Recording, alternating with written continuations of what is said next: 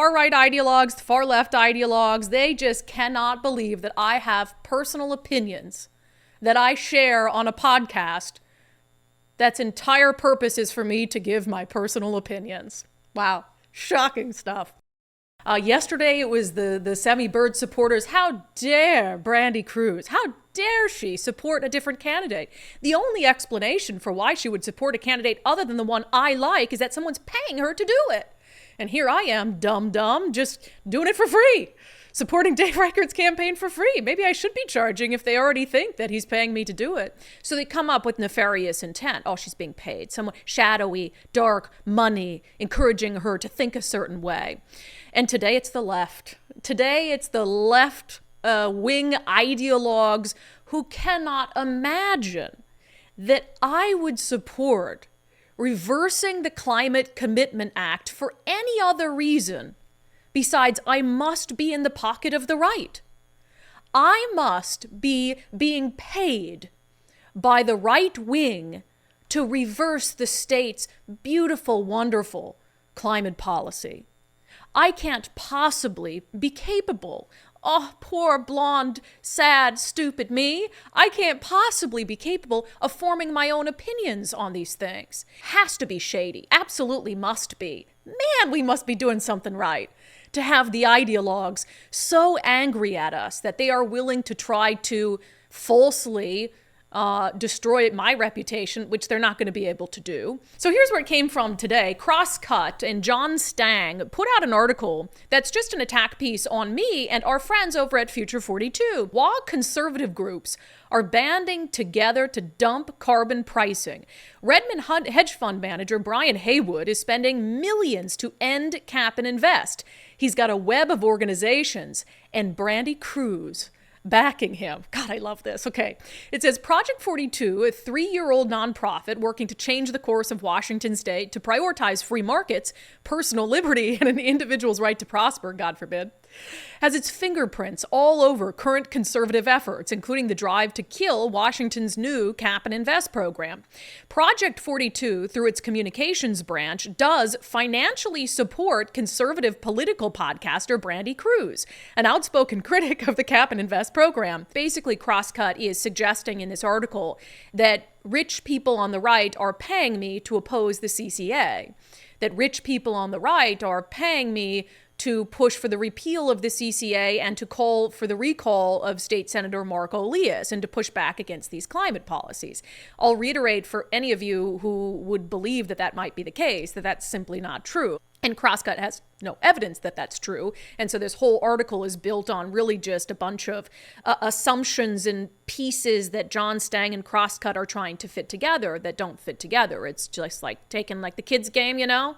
This is what Crosscut is doing. Remember that kids game where it's like a board and it's got a couple holes cut in it and one is a star and one is a square and one is a circle and one's a trapezoid? And what Crosscut and John Stang are doing is they're taking that square block, like a 3-year-old, they're just banging it against the circle hole, hoping it fits. And it doesn't, but they just keep banging it and it doesn't fit. And so what they do is they just cut it in pieces, saw it in pieces and shove it through the circle hole anyway, because they're just desperate to make this narrative that they've concocted in their minds fit. We do advertising with Future 42. Future 42 is one of our wonderful partners on the podcast that we decided to partner with because we believe ideologically in their mission. John Stang asked me, how much does Future 42 pay you for advertising? And what I told him is, it's none of your business unless Crosscut wants to open its books to us.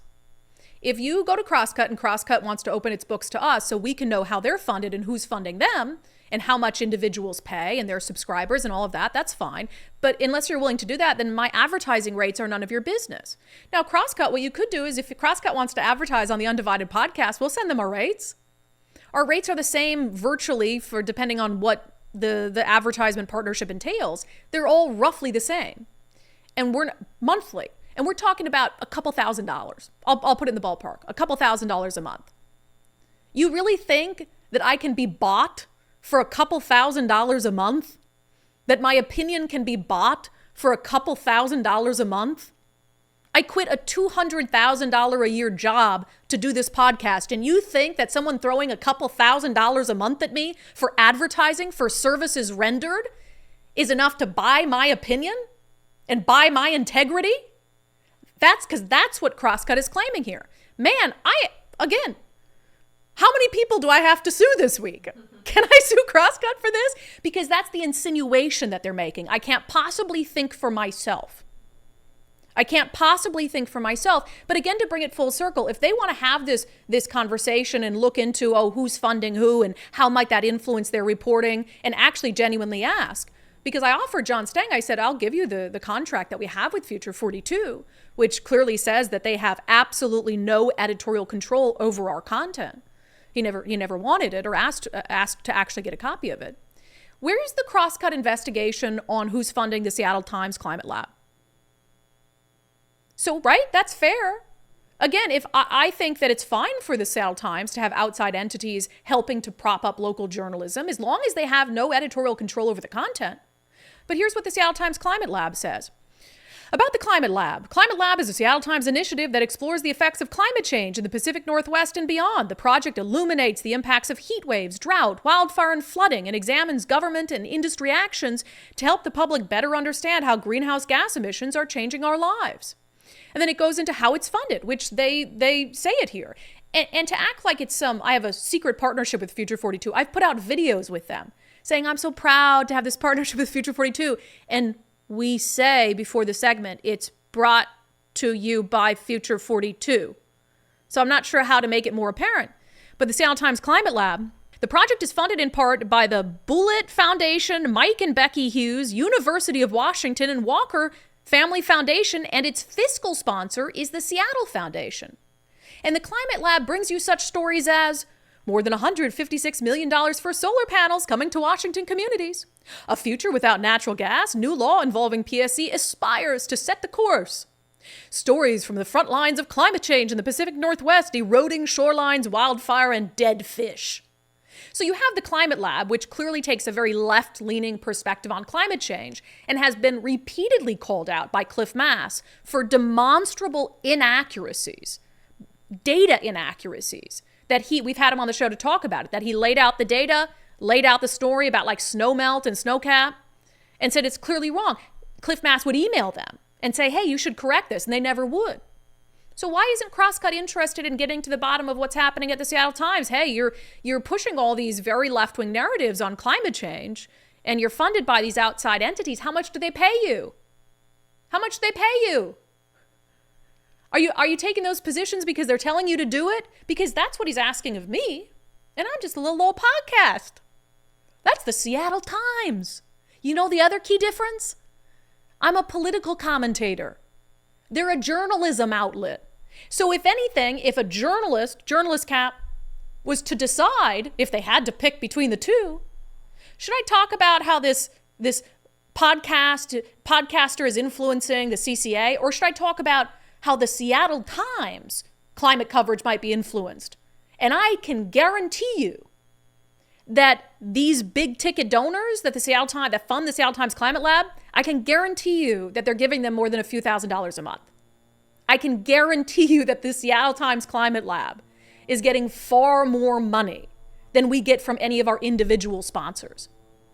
They also conveniently leave out when they criticize and say, shadowy right wing, blah, blah, blah, that half of our revenue comes from you. That we would not be able to do this show without subscribers who pay $5 a month. So it's like, funded by all these rich people. No, we're funded in large part by regular people who enjoy what we're doing. And they always seem to leave that out. So John Stang, Crosscut, I'll be in touch for some, maybe I should offer you some training on journalism. Who would have thought you had to do it? But I'm always happy to put my journalism cap back on and say, hey, maybe when someone provides you detailed information in an interview, you should write it down so you could use it in your story. Or maybe when they follow up via an email with links and stuff, you should actually watch the links and then include that in your story or read the email at all or something like that. So it's just really wild stuff. But the far-right ideologues, the far-left ideologues, they just cannot believe that I have personal opinions that I share on a podcast that's entire purpose is for me to give my personal opinions. Wow, shocking stuff.